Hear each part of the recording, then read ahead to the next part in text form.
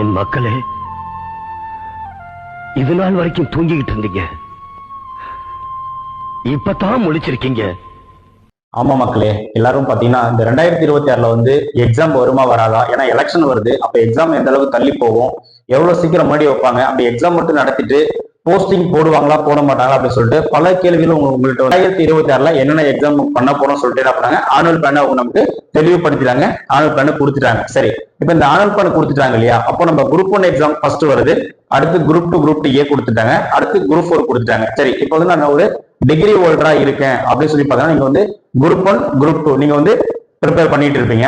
இல்ல நான் வந்து 10th குவாலிஃபைடு தான், இல்ல நான் 12th குவாலிஃபைடு தான் அப்படின்னு சொல்லி பாத்தீங்கன்னா நீங்க வந்து குரூப் 4 வந்து நீங்க ப்ரிப்பேர் பண்ணிட்டு இருக்கீங்க. சரி, இப்போ இந்த குரூப் 1 ப்ரிப்பேர் பண்றதுக்கு பாத்தீங்கன்னா ஜஸ்ட் வந்து ஒரு பிலிமினரி எக்ஸாம் பாஸ் பண்ணாங்கன்னா அடுத்து அவங்க மெயின்ஸ் போயிடுவாங்க. அதே போல குரூப் 2 வந்து குரூப் 2 ஏ குரூப் 2 அப்படின்னு சொல்லிட்டு ரெண்டா கொடுத்துட்டாங்க. அது பிலிமினரி எக்ஸாம் மெயின்ஸ் எக்ஸாம் அப்படி போயிடும்.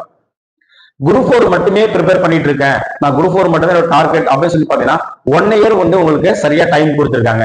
அப்ப இது நாள் வரைக்கும் நீங்க தூங்கி இருக்கலாம், இல்ல வேலைக்கு போயிருக்கலாம், இல்ல ப்ரிப்பேர் பண்ணாம இருக்கலாம், இல்ல ப்ரிப்பேர் பண்ணிட்டு பாதியா டிஸ்கண்டினியூ பண்ணிட்டு போயிருக்கலாம். இதுக்கப்புறம் என்ன பாத்தீங்கன்னா இப்ப நீங்க வந்து இந்த டிசம்பர் 2025 டிசம்பர்ல ஸ்டார்ட் பண்ணாலுமே கூட உங்களுக்கு 2026 டிசம்பர்ல உங்களுக்கு எக்ஸாம் வரப்போகுது. அப்போ சாலிடா உங்க கையில பாத்தீங்கன்னா 12 மந்த், அதாவது 1 இயர் என்ன பண்ணுது உங்க கையில இருக்கு. அப்ப இந்த 1 இயர் கரெக்டா நீங்க பிளான் பண்ணி ஷெட்யூல் போட்டு நீங்க கரெக்டா ப்ரிப்பேரா படிக்க ஆரம்பிச்சீங்க அப்படின்னா, அதே போல கண்டினியூ டெஸ்ட் நீங்க பிராக்டிஸ் பண்ணீங்கன்னா கண்டிப்பா வந்து என்ன பண்ணலாம், ஈஸியா பாஸ் பண்ணி கவர்மெண்ட் வேலைக்கு போறது யாராலையுமே தடுக்க முடியாது. ஏன்னா அந்த அளவுக்கு நமக்கு என்ன பண்ணிருக்காங்கன்னா கவர்மெண்ட் வந்து நிறைய டைம் கொடுத்திருக்காங்க.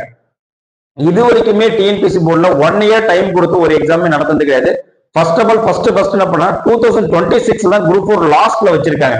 அப்ப நமக்கு ஆனுவல் பிளான் பிஃபோராவே கொடுத்துட்டாங்க. சரிங்களா, எப்பயுமே டிசம்பர் 25க்கு அப்புறம் தான் ஆனுவல் பிளான் கொடுப்பாங்க. பட் இந்த டைம் என்ன பண்ணிட்டாங்கன்னா டிசம்பர் ஃபர்ஸ்ட் வீக்ல என்ன பண்ணாங்க, ஆனுவல் பிளான் கொடுத்துட்டாங்க.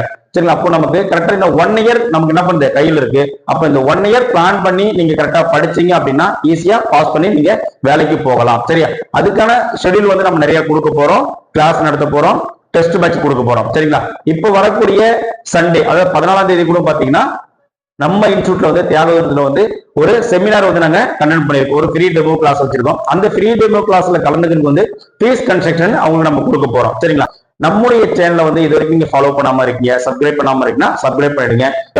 All the best. நம்ம சேனலை தொடர்ந்து ஃபாலோ பண்ணுங்க. தேங்க்யூ.